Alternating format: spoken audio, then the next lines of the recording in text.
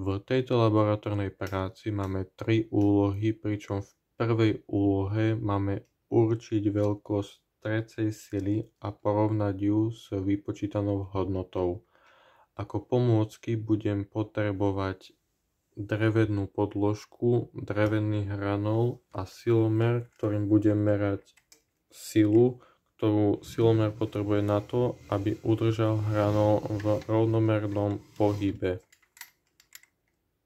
Po vypočítaní sily, ktorú silomer potrebuje na to, aby udržal hranol v rovnomernom pohybe, je sila rovná 2,50 N. Ako ďalšie potrebujem zistiť celkovú hmotnosť hranola alebo telesa na to, aby som mohol vypočítať ťažovú silu. Celková hmotnosť hranola je 0,615 kg. Po vypočítaní ťažovej sily, ťažová sila je rovná 6,03 N, pričom pri hranole a ostatných telesách je vždy kolma smerom nadol. Ako ďalšie potrebujem vypočítať treciu silu, pričom použijem vzorec Ft sa rovná F krát Fn, pričom F je súčiniteľ šmikového trenia. V našej úlohe je daný tak, že keď máme drevo o drevo, tak je súčiniteľ šmikového trenia 0,2.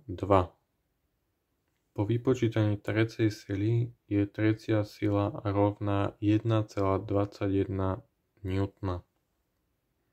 Po porovnaní vidíme, že nameraná sila F 2,50 N je väčšia ako trecia sila Ft, ktorá je 1,21 N. Z toho vyplýva, že teleso sa bude pohybovať, pretože výsledná sila je kladná.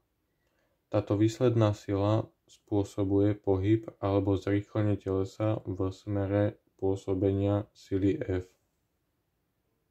V tomto prípade je výsledná sila 1,29 N, čo spôsobí pohyb telesa v smere pôsobiacej sily.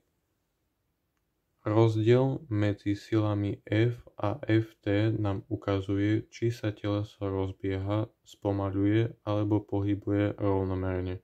V tomto prípade sa teleso bude zrýchlene pohybovať. Druhou úlohou je porovnať statické a dynamické trenie. Ako prvé odmerám veľkosť sily F1, pričom sa jedná o statické trenie, ktoré je potrebné na uvedenie hranola z pokoja do pohybu.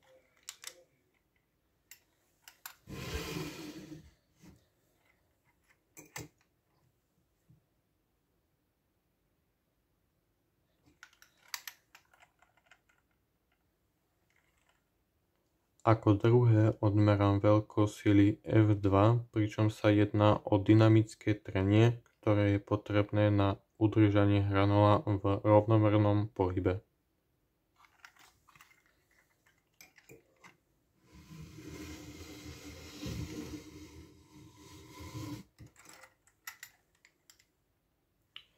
Na základe meraní vieme a vidíme, že na uvedenie telesa do pohybu bola potrebná väčšia sila ako na jeho rovnomerný pohyb po podložke.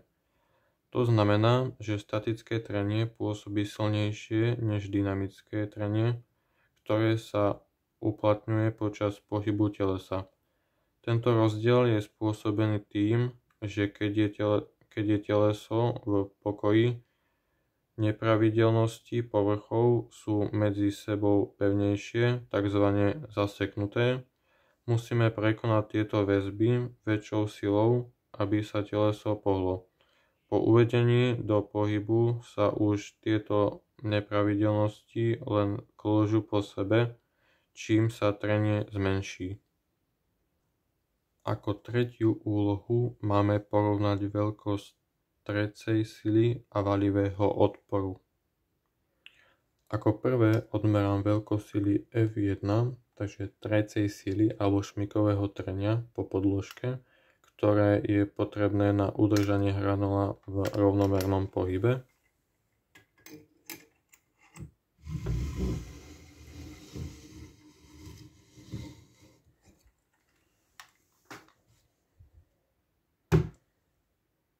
Ako môžeme vidieť, tak ide ťažšie,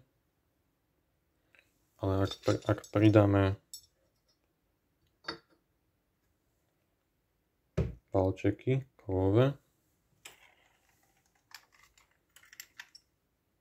ako druhé zmerám silu F2, takže valivého trenia alebo odporu, lepšie povedané, ktoré je potrebné na udržanie hranula v rovnomernom pohybe. A vidíme, že ide o mnoho ľahšie ako prvé.